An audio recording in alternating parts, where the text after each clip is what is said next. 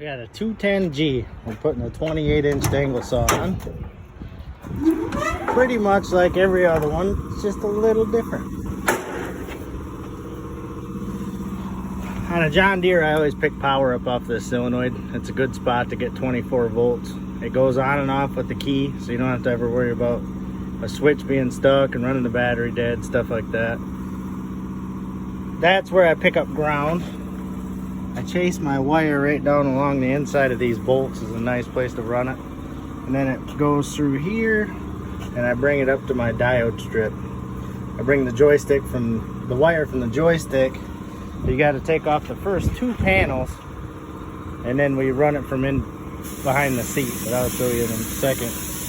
And that's our wire from our, goes to our head. This is the wire that I power my pilot valve with. On a G model John Deere, typically I have to unhook the proportional control valves.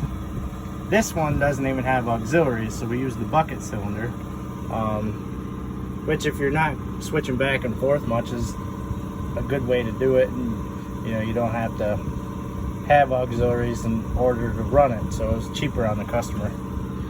That's where I mount my diode strip. That's wired up just like it is in the manual. So in the cab,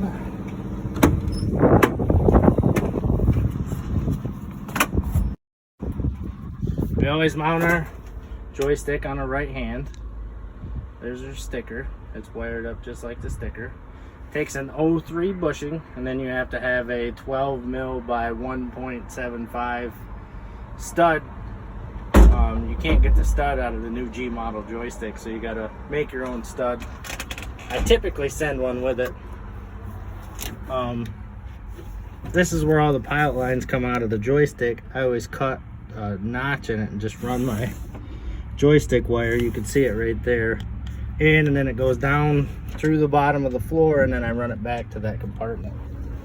So it's a pretty easy way to get it out of the cab. On this one I had to have pilot pressure and tank lines. I had to run all my own pilot lines to my little valve because the auxiliary's not in it. So I come off of the safety switch so that way it doesn't turn on and off without having the safety lever down, so that way you can't, you know, it's just better to do it that way. This is my pressure. It is A1 on the block right there, and then on the tank line is T4, and that drains everything back to tank. There was an aluminum, you can see this one, there was an aluminum pilot line that went over to the travel. So basically I took the line that went to the travel, put a T in it, and then run my pressure line off of that. I didn't like, you know, it's bent nice, and I didn't want to have any worries about leaking, so I just made a rubber hose to go back in its place. So then if you pop this guard down, there's a hole through the side right there that you can fish your pilot line through. You can see it. I'll show you up on this side of it.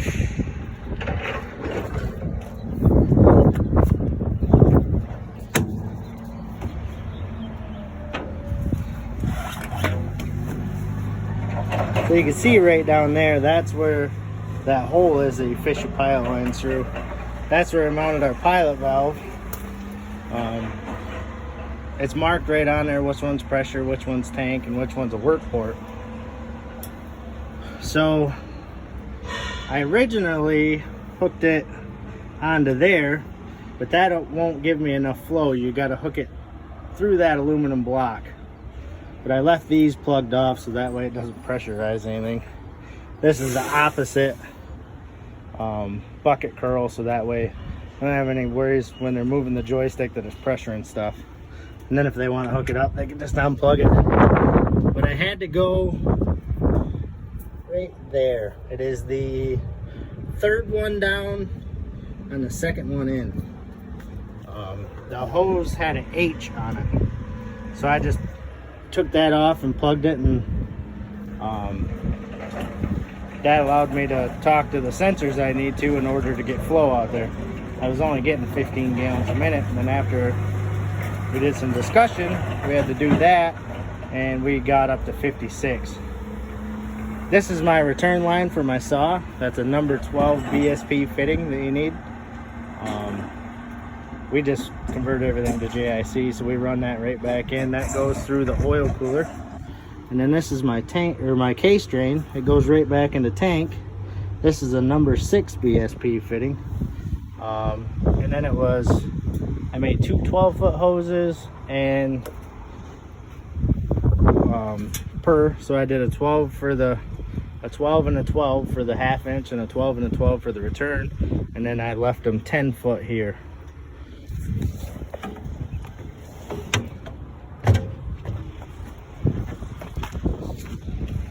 So down on this end, we typically weld our box about 30 inches from the end. That has our shutoffs and everything in it. This is our electrical that we need. I did a 12-foot wire hose, and I only ever put one end on it. You see it ends right there. Just guards it well at this joint.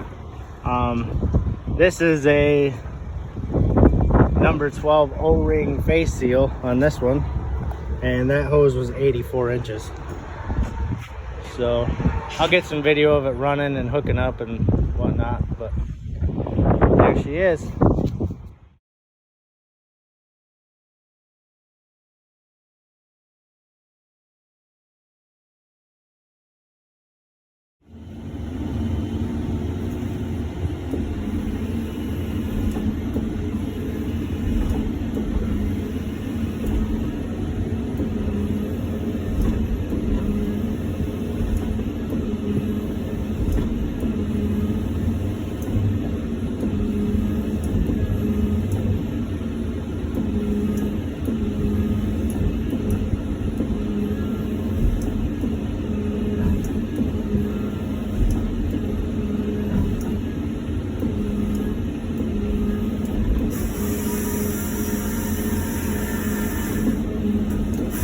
You want to set the saw at about 4.5 to 5 seconds on a 210. This machine's got 56 gallons a minute on the auxiliary, so she'll cut pretty good.